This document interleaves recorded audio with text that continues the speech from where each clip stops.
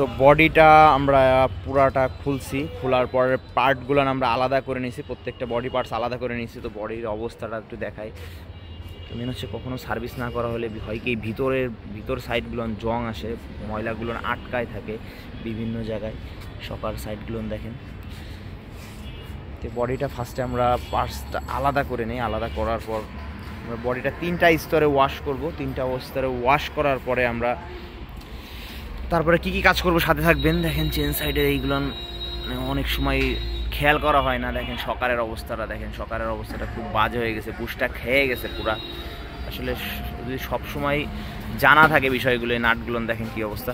তো আমরা ফার্স্টে হচ্ছে বডিটা এখানে প্লাস্টিকগুলো খুলে নিছি, প্লাস বডি যে পার্টস থাকে, যত পার্টস থাকে এই বডি পার্টসগুলো এখানে খোলা কমপ্লিট। তো এইগুলো আমরা ওয়াশ করবো। আগে 3টা ওয়াশ দিব।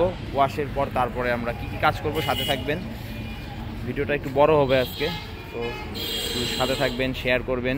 আপনাদের শেয়ার কমেন্টসে আমাদের উৎসাহ বাড়ে। তো আমাদের ইউটিউব চ্যানেলও আছে RZ বাইক সার্ভিস।